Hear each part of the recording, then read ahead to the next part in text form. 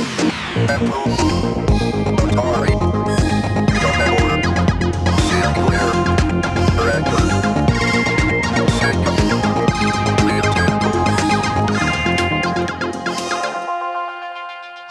welcome to another Retronaut video.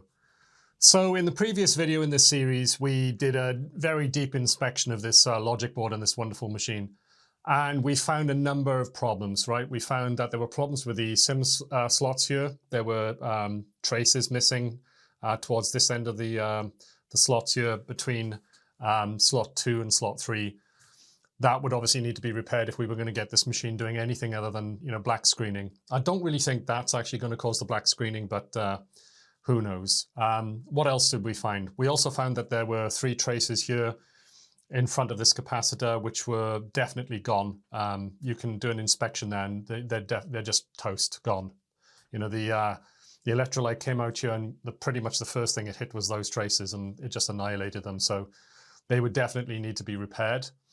Then we have the Octal Transceiver here as well. That was obviously problematic because many of the traces going into vias on the far side of the chip here facing towards you, they didn't seem to have any continuity. So definitely that was a problem, because I could tell from PCB Explorer that chip is intrinsic in the functionality of the fast RAM here. And the Amiga 4000 doesn't really work very well unless it has fast RAM. It does work. You can actually get it to be functional just with chip RAM. But if you don't have the fast RAM here, it actually runs like a dog. So that's something I really obviously wanted to be fixed. I don't want to have my Amiga 4000 running like a turtle. So in the next section in this video, we're going to look at repairing these areas, and I'll give you a little bit of a status update in the middle because at that point, something sort of happened in my life which stopped work on this machine. And I'm going to explain that to you. Otherwise, the repair seems a little bit weird. So yeah, we'll explain that when we get to it. But first of all, let's make a start by having a look at the SIMM slot there. So the first thing I'm going to look at are the SIMM slots here. We saw earlier that the traces here on the left-hand side of these slots look really bad, right? So what did I find when I inspected those? Well, it turns out they are actually all connected together, these SIMM slots. There are a set of parallel connections, and I'll show you those in PCB Explorer. And they connect the SIMM slots together. And there are other connections that then allow the CPU to then actually choose what bit it's reading from the RAM. So yeah, interestingly, the data lines are all in parallel. So if we flip this board over, you'll see that on the back here, I've actually added some bodge wires between those connections there. I toned all of these out with a multimeter, and I found that it was only actually these connections, these wires, that actually needed to be put in. I didn't do any of the others because they're just working. Obviously in the future they may fail. That's obviously a possibility. I could be more aggressive and remove the slots, but for now I've gone with a light touch and I've actually just kept them in place. Yeah, so that's how the SIMM slot was fixed. Next, I want to focus on these 3 traces that are just below the capacitor here. We talked about these earlier. I checked these out on the other side of the board and I found something pretty disturbing. If we actually follow them along the board, it actually goes off in this direction quite a long way. And the really tricky thing is they actually disappear under these SIMM slots. So let's flip over the board again and have a look what we see on the other side. So those traces actually come out here. I think you can just about see the vias there. They're actually obscured by the bodge wires I've got going across them. And the problem is that the electrolyte came through the vias there and actually damaged those connections there. So I found that when I tried to get continuity from the via to the SIMM slot connection, there was no continuity. So at this point, let's step over and move into PCB Explorer land. I've already loaded up the Amiga 4000's PCB diagram. And the 3 traces that I'm talking specifically about are these 3 here. I'm zoomed right in right now, and that's just so you can see these more clearly. This isn't really that practical of view most of the time, going 300%, but I just want to make it sure you can see these 3 traces. So earlier we could see these traces traveling along in front of this capacitor here, and they then really usefully go underneath the SIMM here. So we can't obviously fix them in situ. There's no way we can actually fix these. And it's not necessarily the healthiest thing to do anyway. There's no need to actually fix these here. What we need to do is we need to work out where they go to. You know, a via and a trace will go above the board and then underneath it, above and below a number of times. So trying to recreate that can be a bit of a pointless exercise. It's sometimes better to just work out what's the most practical bridge that you can make in the break to actually then fix the problem. So let's select these one at a time. Okay, so this one is the read-write signal. I'm reading well, I think that's read-write. It's going to a SIMM slot. It's going to this pin here, pin 11, and as you can see, it's shared amongst all of the fast RAM slots. As I said earlier, this is the chip RAM slot on the right over here, and then these are the 4 fast RAM slots. I would say that the read-write signal is pretty vital to the fast RAM, right? If that's not working, you're not going to get any, well, it's either not going to read or write, so yeah, it's just going to be dead in the water, really. So you can see that the via then goes underneath here on the underside of the board, and then it reaches here, and then it goes onto the top of the board, and this is where it gets disastrous, because this area here is just toast. It's actually gone. Then it goes up here, and then we go underneath the chip. So obviously we would never be able to fix this on top of the board anyway, because it goes under a chip. We don't really want to desolder a chip just to get in there. So what we want to really look at really is the underside of the board. Can we make a bridge from here, maybe all the way to here? Because at the end of the day, that's the connection, right? That matters. If we can get the bridge from here all the way up to here, then hopefully, obviously we'd have continuity then that carries on to the ultimate destination of this chip. And whatever the fast RAM is trying to do should work. Okay, let's have a look at the other 2 connections now. This one is the ID signal. Can you see it down the tooltip? I'll click that. And then the other one here is the LED. So I'll click that as well. So they're all selected. So yeah, the red line is the IDE LED indicator, I think. And the green line, it says LED, so I'm assuming that's the power indicator. Kind of makes sense that they're both together. Let's actually see where they go off to. So they go down here, underneath the board, then they come up, and then they go directly underneath the SIMM slot on the surface over to here, and then the other one goes over to here into this chip. So I guess this chip is responsible for supplying power to the LEDs. There is a capacitor here, so it's possible that if this capacitor were not working, then you might not get any LED activity. And obviously, if this chip was damaged, you wouldn't get your LEDs working either. So that's something to bear in mind if you have an Amiga with a damage like this. Maybe if the electrolyte came in this direction, you might actually get these being damaged. So that's definitely a possibility. And you might have to do some bodges here. In my case, though, we need to make sure that these 2 connections here are intact. And let's follow them up the board. That's going underneath the board up to here. We know that it then comes up onto the surface, goes past this capacitor. It actually looks like it goes under it, but I think it just goes past it pretty closely, then goes up here. And then it gets up to that same chip that we saw earlier. And it basically then goes underneath the board and goes off up here. So what we're going to do now is we're going to turn around the board. We're going to flip it to the bottom. And we're already over on the right-hand side, luckily. We've already scrolled over there. And if we have a look here, you can actually see the 3 connections coming through. Do you see that there? There's a little cluster of 3 vias. So I think that's our target, right, on the bottom of the board. And in the next section where I show you, the bodge wires for this, you'll actually see there's a little cluster of 3 up here, and that's where we've actually fixed that there. We've got a bodge wire here, and bodge wire here.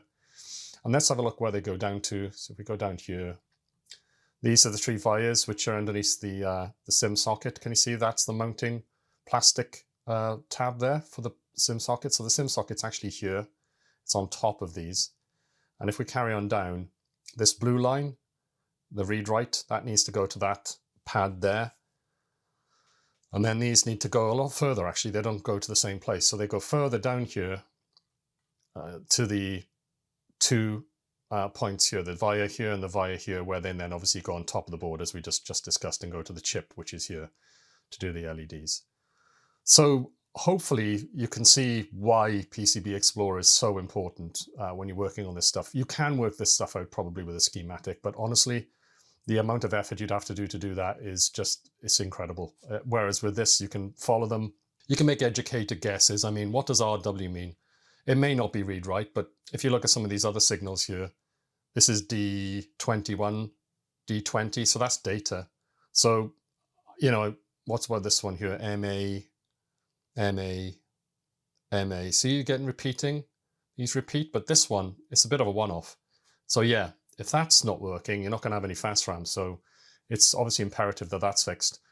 You could get away with these not working. Obviously, you wouldn't have any LEDs on the front of the machine working. But, you know, we want to have the machine working, and it's not going to be a lot of work, is it, to actually solder in some bodge wires for these two. I use magnet wire because I was advised to do that. It's very thin, it's insulated, and then when you solder it, it burns off the insulation most of the time. Sometimes it doesn't, but most of the time it burns off the insulation. And then you've got this very thin insulated wire that can go across the board. It's not going to cause any shorts as it travels across the board. And it has these very fine tips, so it's quite easy to solder into place. It doesn't look quite as neat as maybe thick wire in some ways. It looks a little bit straggly, but that's just an aesthetics thing. It actually works really fine.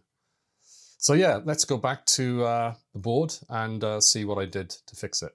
And what you might find interesting is that I haven't actually tried to bodge between the SIMM and those wires, because at the end of the day, the traces on the other side of the board are basically gone.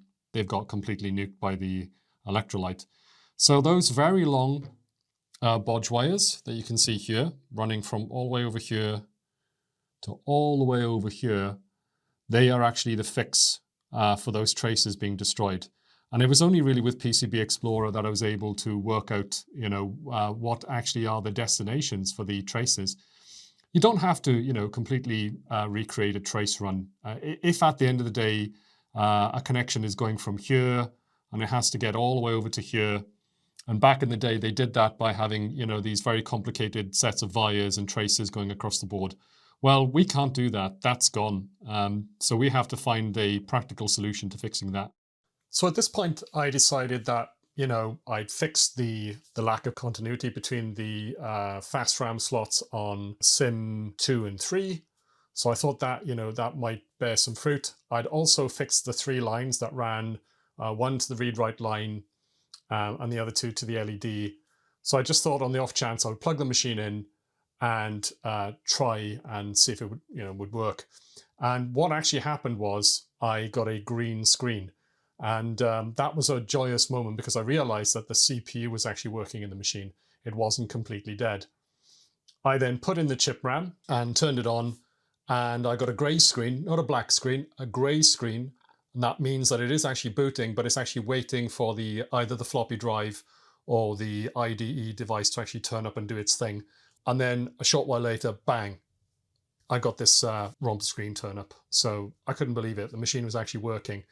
Fantastic. So then what I did was I got the IDE drive, turned the machine off, plugged that in, and tried booting up the machine.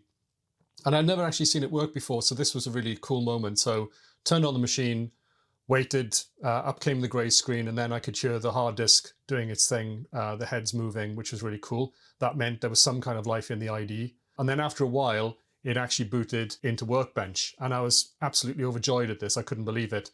But unfortunately, the joy was pretty short-lived. So I checked the memory in the machine. What I found was I had 2 megabytes of chip RAM and I had 0 megabytes of fast RAM.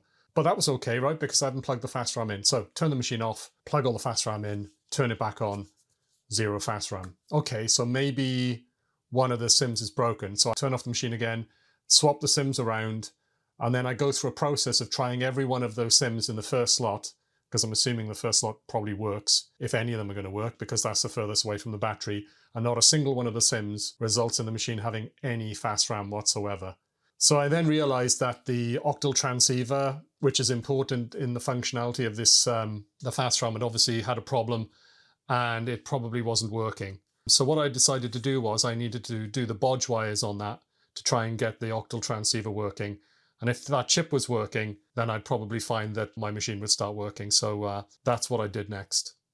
So what you can see here is the Octal Transceiver after my first attempt to get it working. So anyway, let me explain what you can see here. If you look at the top pins, there are 10. Actually, the pins start on the bottom. On the left, you can see that pin there that looks relatively clean. That's pin 1. The one next to it, bridged with copper, pin 2, 3, 4, 5, 6, 7, 8, 9, 10. The 10th one on the end there with quite a large piece of copper, that's number 10. And if you go up to the top up there, I think it's 11 up there, and then goes all the way down to 19 at the bottom. All of the pins on the top row, when I toned them out and checked to see if there were connections, they were working fine. So there didn't seem to be anything really wrong with those connections. When I toned out the pins at the bottom there, I found that there were various pads which just weren't connected. And those are the ones that you can actually see there that I've bodged. So at this time I was using magnetic wire. You can see some of them I've twisted. It's quite thin. And when I actually twisted it like that to make a braid, it still actually went through the wire. On the other side of the board, basically cleaned out these wires as best as I could. They had degraded solder in them, so I had to clean them out, use a desoldering station to suck out the solder, and then eventually I got the wires clean, and then I put clean solder back in. And my idea was that if I put these pieces of magnet wire through the molten solder by heating them, that would create a very strong connection, and then I could bend them over on this side, have them touch the leg that they were meant to connect to, and then obviously solder them in place. So this is the first attempt to bodge this. Actually, it was successful. So you can see that every single one of those legs on the chip is connected to a pad, or it's connected using a bodge wire. And each one of these was toned out, and I made sure that they actually went over to the place that they should connect to. For us to see that, let's go over to PCB Explorer again and actually see what those connections should do. Okay, so this is U891, aka the Octal Transceiver. So over here's the battery. This is the capacitor. This is a decoupling capacitor. As far as I understand it, what these do is they smooth out the delivery of power to an area of the board. I think what's happening behind the scenes is that there is a ground plane which everything is connected to. This is actually connected to the ground on the chip here. And the 5 volts comes in here. You can see it's also connected here. Don't know if you can see that. They're all connected. If you look at the top up here as well, you see it's connected up there as well, 5 volts. So this capacitor basically stores a little bit of charge so that when the voltage drops in that local area, say something takes quite a big draw on the power, the capacitor will then fill in the power delivery for that. So that's quite important really. If we were to have that happen, then, you know, and if that's not connected, we might have a problem. So let's have a look at this chip, the Octal Transceiver. This is pin number 1. And the 2 pins we want to get out of the way actually first are pin number 10. So I'll just click that one. And this one up here, which is pin number 20. Actually looks like what I said previously wasn't quite right. It's 1, 2, 3, 4, 5, 6, 7, 8, 9, 10. 11 over here, and then it returns this direction up to pin 20. So if we look up here, well, actually it doesn't show it up here, but pin number 1 is ground. So that should be connected to ground. And pin number 20 is connected to VCC, which is a 5 volt power supply. So I measured this with my multimeter and I found that there was a 5 volt signal. And I measured this down here and I found that there wasn't any connection to ground. So that was obviously one of the problems, right? We need to get that ground connection going. So I used a bodge wire to go from this leg here into this wire. And when I did that, when I measured the ground, for instance, over here on the battery, there's a ground, I found I had continuity between here and here. The chip was actually getting a connection to ground. And when I checked this up here, and I checked other places on the board where there's a 5 volt power supply, I was getting continuity as well. So obviously that's very important because without power, the chip can't really do anything. Now on the right-hand side, what I want to show you is these pins were all fine, right? These all had continuity, but what did they have continuity with? So let's just turn these on. Obviously let's go down to that one as well. There we go. And you can see what happens is the leg connects to a pad. The pad goes left underneath the chip, goes to a wire, which then goes back in the opposite direction. And if you have a look, if we can have a look later on the underside of the board, you'll actually see this. And it comes all the way over to here, and it comes onto the top side of the board through these wires here. If you can remember all the way back to the inspection, these are the little circle of wires to the right of the superbuster that were corroded. Now, obviously, that corrosion might stop current flowing or whatever. So it's quite important that I fix those wires, make sure that they don't corrode anymore, because if I don't, the connection from this octal transceiver going all the way to where it wants to go is going to fail at some point on one of these. And if it does fail, it goes on a bit of an odyssey across the board. So that would be quite a pain to fix. Yeah, anything can be fixed, to be honest, but we don't want that to happen. So the best thing to do is to clean that. So yeah, it comes through, comes on top of the board. This little cheeky one here only goes across the board for a short while, and then it goes back under again. these actually stay on the surface. They come down here and they go to another of these chips.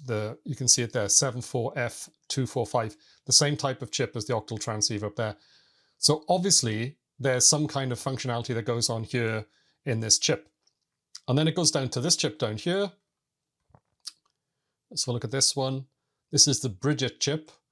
And you can see there's various connections here. There's various vias here, and then these pins here, they're all connected to Bridget. And then some of the connections there, they branch off up here, and they go underneath the board, and they go off in that direction. And a few of them actually come down here. This one here, I think this is pin number 19, comes down and it goes to pin number 1 on each one of these octal transceivers as well. And then that's it. That's where that basically terminates. Oh no, actually no, it doesn't. It branches here. It carries on over here, goes to this chip, which actually isn't there. It was never populated for some reason, maybe a change of plans. And if we follow these connections, this one goes into this chip here, which is Ramsey, pin 1 in Ramsey. So that's obviously quite important.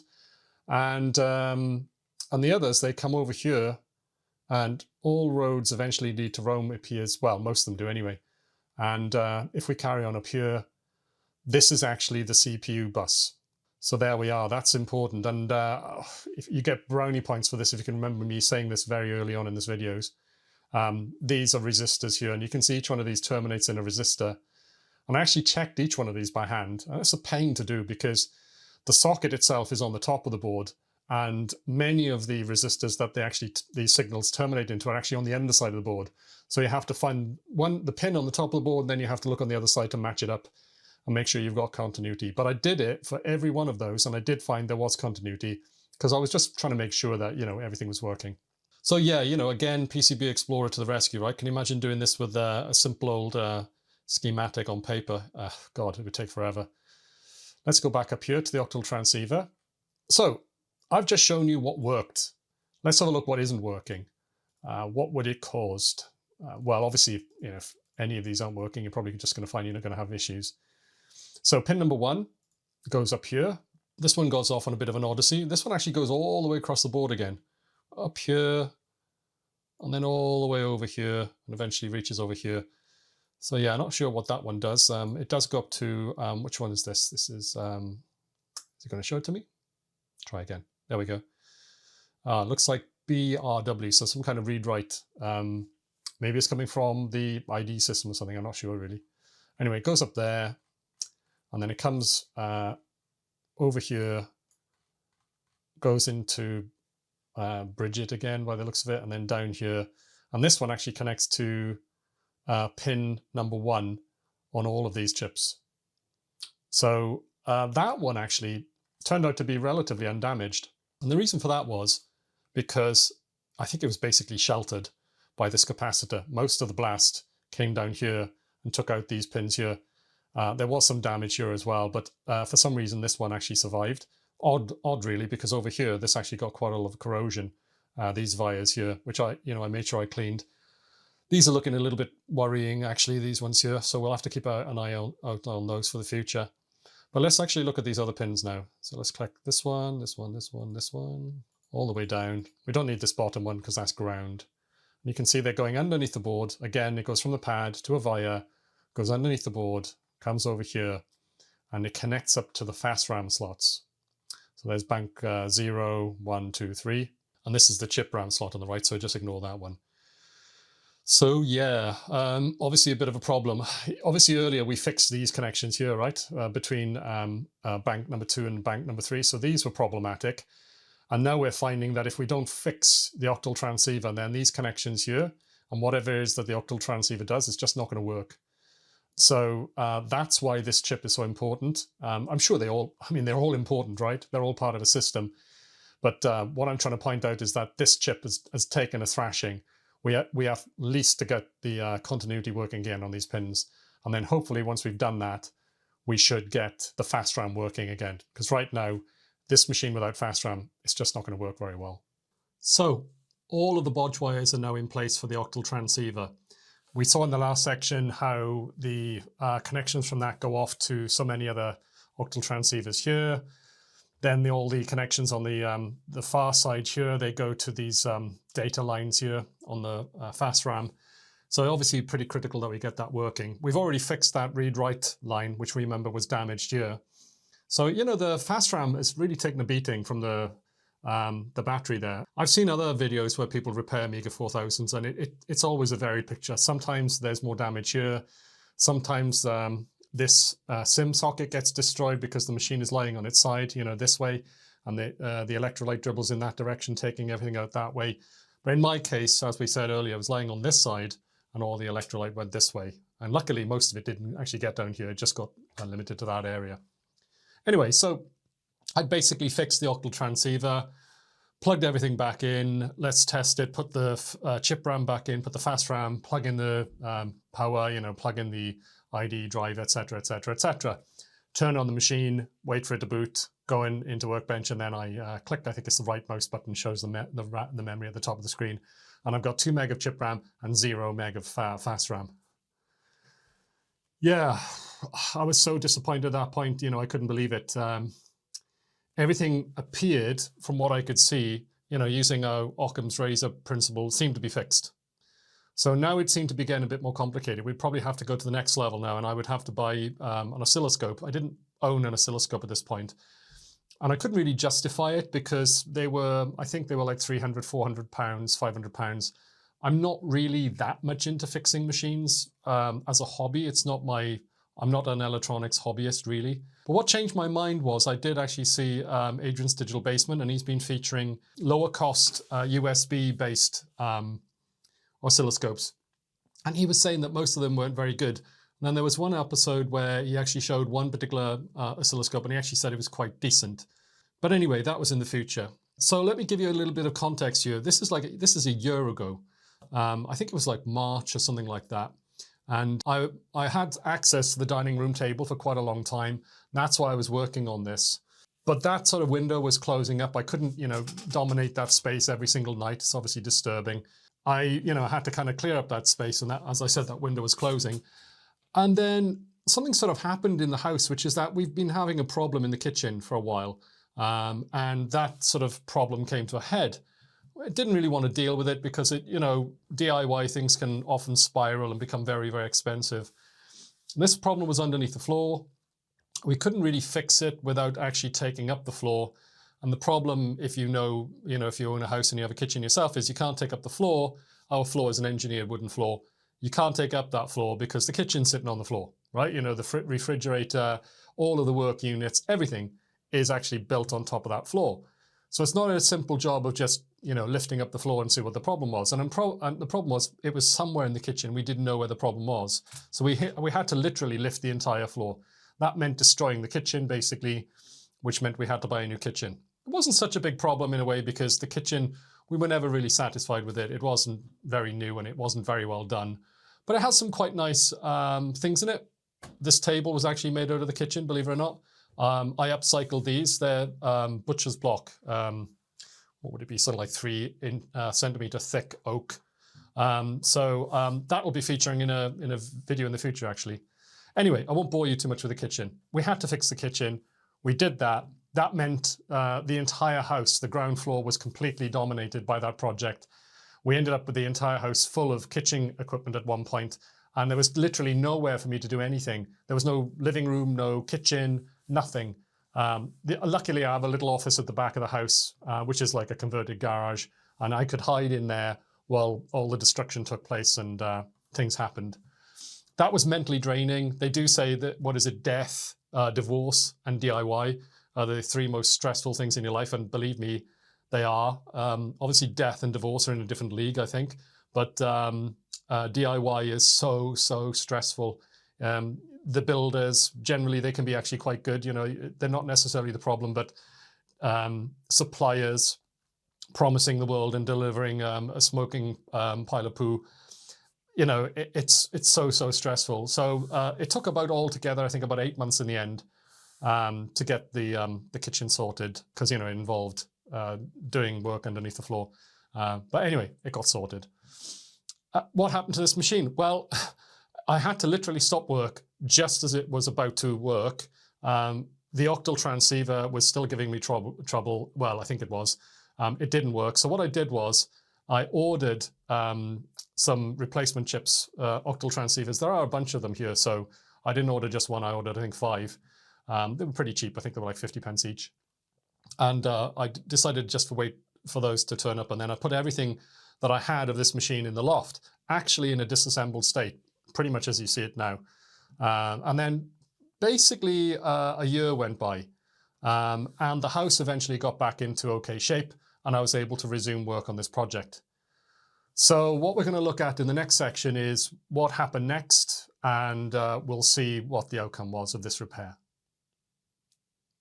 So yeah, this may look a little bit rough and ready, and it is rough and ready. But what I've actually done is that I've actually done as light touch as I could, and I've only replaced the vias which actually needed replacing, which is basically all of them. When I took the chip off, I said originally there were, I think it was 60% of the vias were gone. I found that a couple more went, and basically pretty much all of them went. So what I've actually done there is I've taken the legs from a resistor. I've then heated them up until they go through the via, for the solder to go molten. And then I've bent them over and then clipped them just as they touch the legs of each pin there.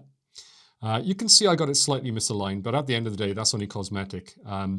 The connections were already gone, so I would be creating those. So yeah, it's a little bit at an angle there on this side. But I then went through each pin and used the same technique apart from the one in the middle there, and I think there's another one tucked in there as well. They turned out to be still hanging on in there. They might go in the future, but hopefully they won't.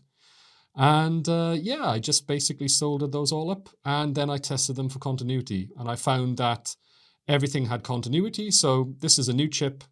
It has got continuity. So, everything being equal, the board should actually work.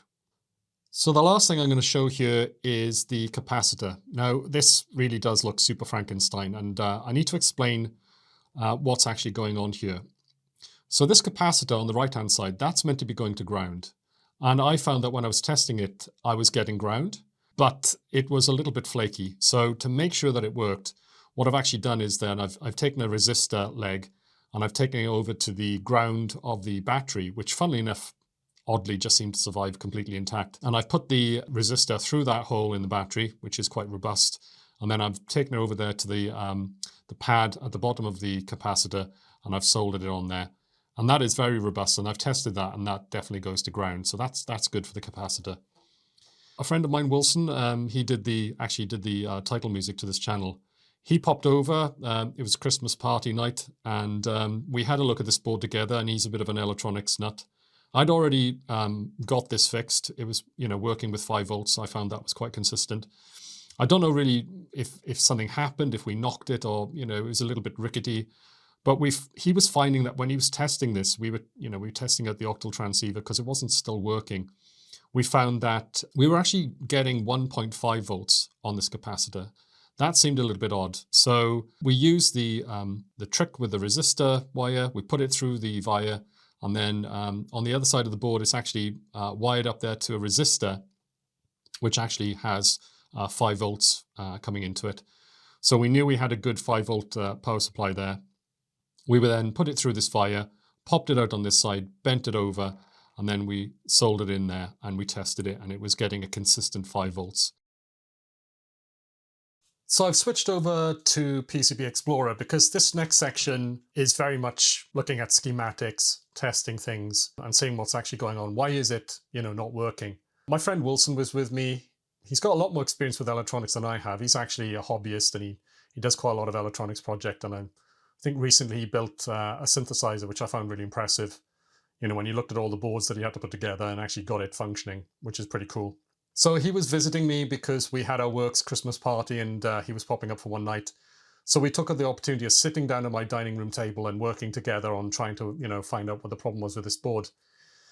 So the first thing that we did was he checked over the Octal Transceiver to make sure that everything that I'd done was working there.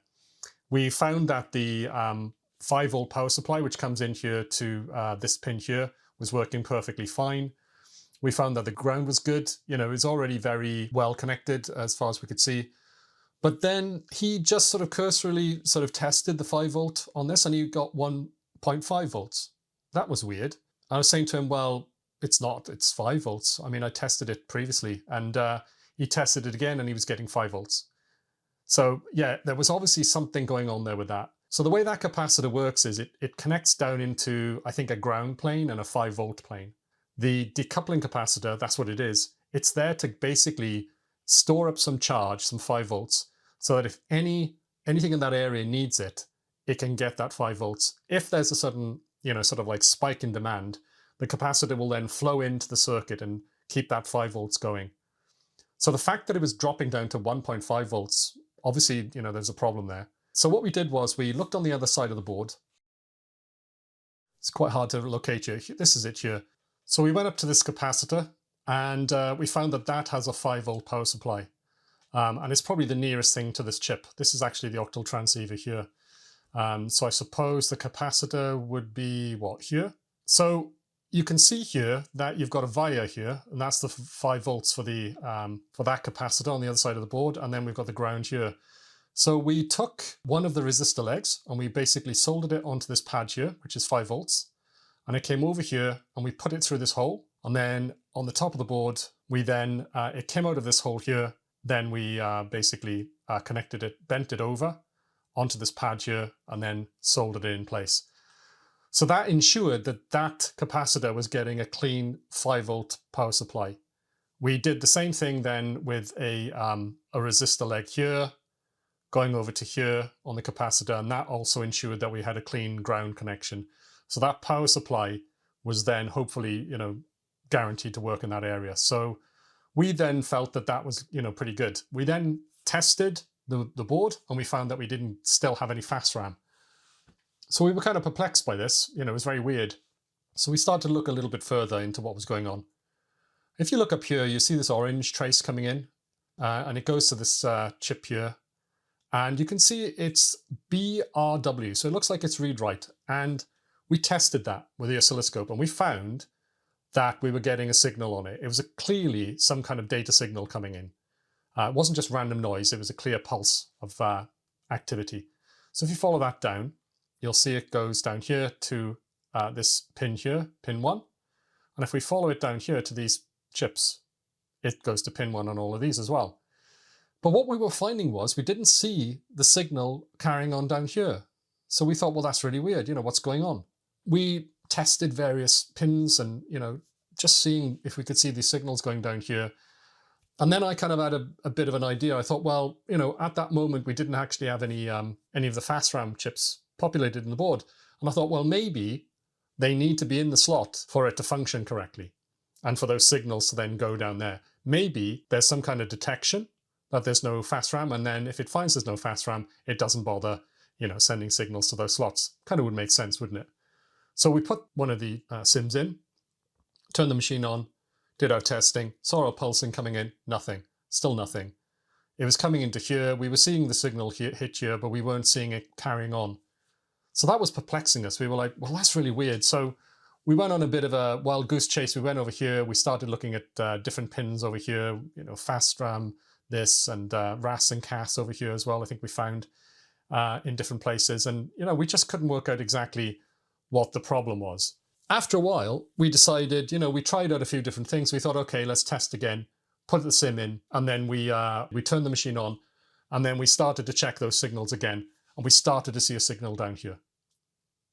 So that was obviously a eureka moment. We were like, wow, okay, well, that's all about. Wilson said, I think it's working. So we turned the machine on. Sorry, we turned the machine off, I should say. Plugged in the ID drive, all the bits and bobs that we needed to test. Turned the machine on, got it into Workbench, and bang, 4 meg of fast RAM. And what was amazing was the difference in speed of execution of that machine once it had some fast RAM in there was amazing. It booted faster, Workbench came up faster, all the windows drew faster, everything was much faster. It was literally the difference between the machine acting like it was an A500 and acting like an A4000 with a 6840 in it, which, believe me, is a massive difference in speed. But the most important thing was we had some fast RAM, 4 megabytes of it. So the question is, why was it not working before? Well, to be honest, I'm not totally sure. It could be the capacitor. If it's not supplying proper power to that area, it could be a problem. Maybe it was the Octal Transceiver. I don't know if it's my ego, but I personally think that was fried. I think that chip was dead, because I did test it previously. A year ago when I was testing it, I think the capacitor did have a decent connection back then. At that time, I was finding it was getting a consistent 5 volts all the time. So I think something happened to it in between. But I think the Octal Transceiver was dead. The new Octal Transceiver didn't seem to have caused any harm. Let's put it that way. It was now working. So we showed that the Octal Transceiver was working. We were getting fast RAM. And it's one of those situations where, probably every single thing that you do that might have a positive impact, you should probably turn the machine on and check it. But the problem with that is it would just take too much time. You'd be constantly, turning the machine on, waiting for it to boot, checking, no, it's not right, turn the machine off, do a little bit more. So we did actually test it quite frequently, but it just turned out that for some reason we were just getting the machine not working. What we did was we then started to go through the other SIMMs to make sure there wasn't a problem with them. What we found was 2 of them didn't work. One of them didn't work to the point where the machine wouldn't boot. It would alternate between a black and a very dark grey screen. And it was I think it was just resetting. The machine was resetting over and over again. Something very, very bad about that particular SIMM. And the other SIMM didn't reset the machine.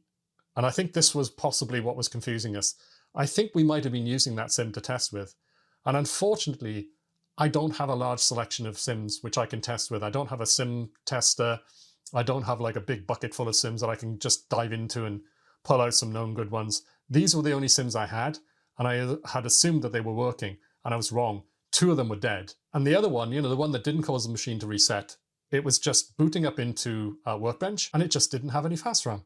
So it could be that in fact, when we fixed the Octal Transceiver, it was already working. It could be that the capacitor didn't really have any impact upon the machine working or not. It's very hard to tell. But we now had this obvious clue that, 2 of the SIMMs were basically giving us false negatives. At least one of them was. Anyway, one of them wouldn't, boot the machine at all. So I'm not sure when that happened because I don't remember it ever having that problem. But anyway, it did. So that left me with 2 SIMMs that were working. I tried them in bank 0 and then I tried them in bank 1 together and I got 8 megabytes of fast RAM. So that was great. That's so much more fast RAM than most machines had in those days. We went out for the Christmas party the next day and we were very cheerful about the fact that, this machine had been repaired and I couldn't wait, to crack on with it and basically start putting it back together. And to do that, I had to obviously, get some media on it. And that was a saga in its own. But yeah, the machine was working and it was just so much of a relief to have my Amiga 4000 actually working. Well, what a journey that has been, huh? I mean, pretty much a year in the making. I didn't know when I headed down to Worcester to meet up with that guy, Morgan, his name was, how much of a saga it was going to be to actually get this machine repaired. I obviously didn't know that the kitchen was going to interject and mean that repairing this machine just wasn't really possible for over half a year.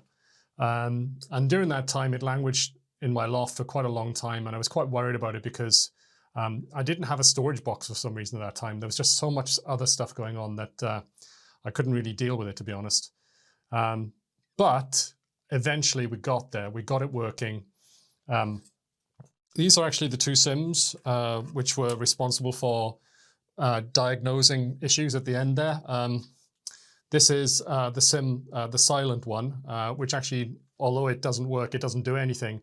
And then when you boot up into Workbench, it just shows you that you have 0 fast RAM. So this one was probably giving us some fake negative results there for a while.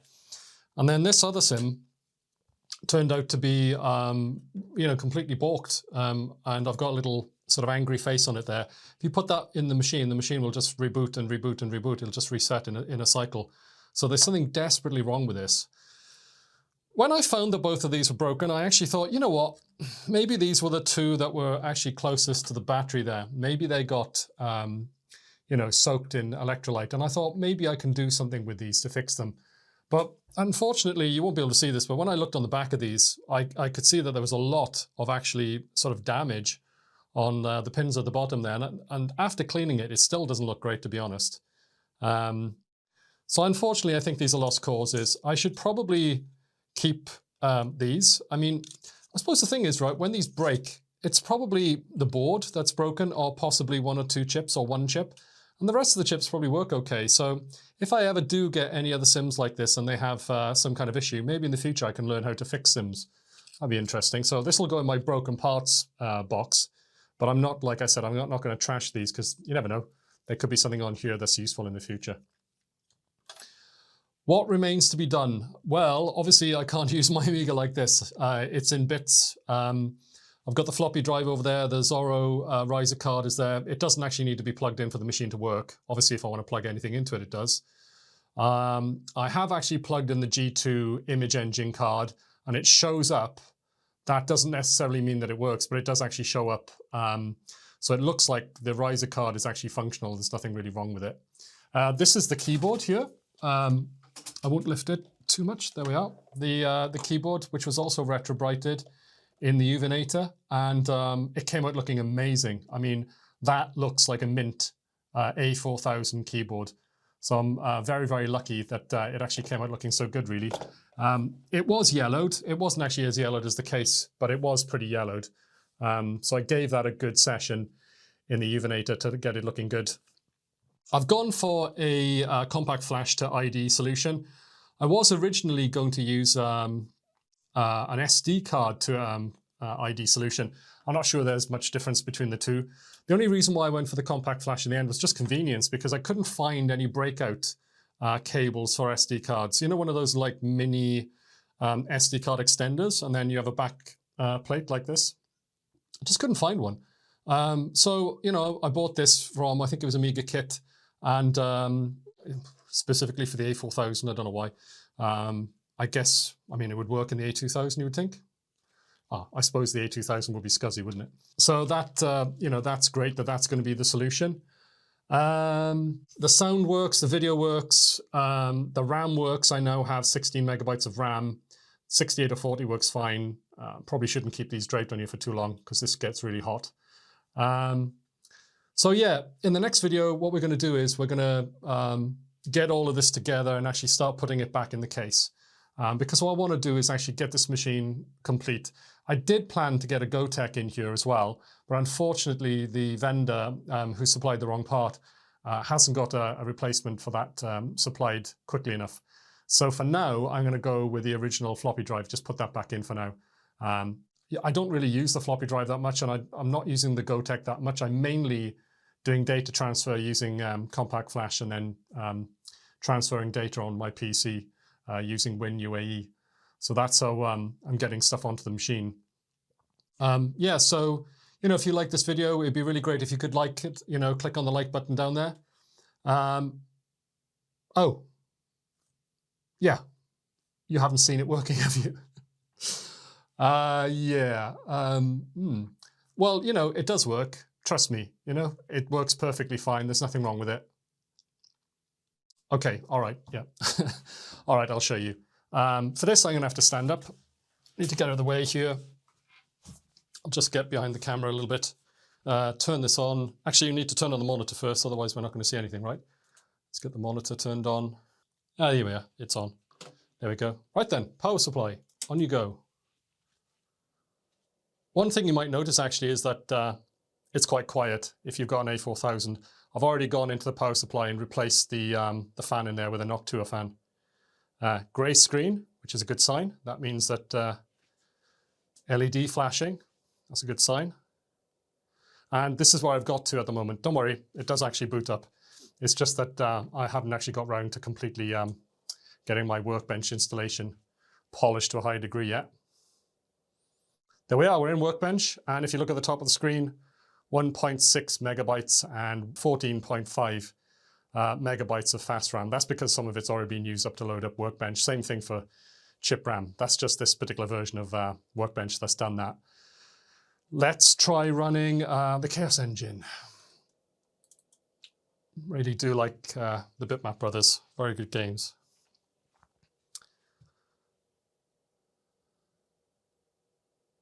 And yeah, there we go. It's working perfectly fine. Obviously, I need to test it, you know, in a little bit more depth rather than just showing a video game.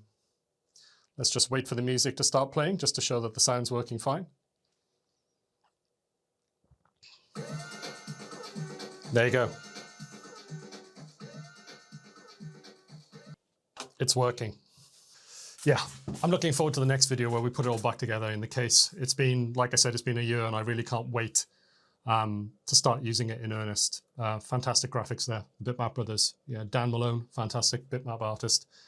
So yeah, if you like this video, please click on the like button. Obviously, we would like other people to know that you like this video so it can be, shared with other people and get some enjoyment out of it. If you did like the video, please subscribe to the channel unless you're already subscribed, of course.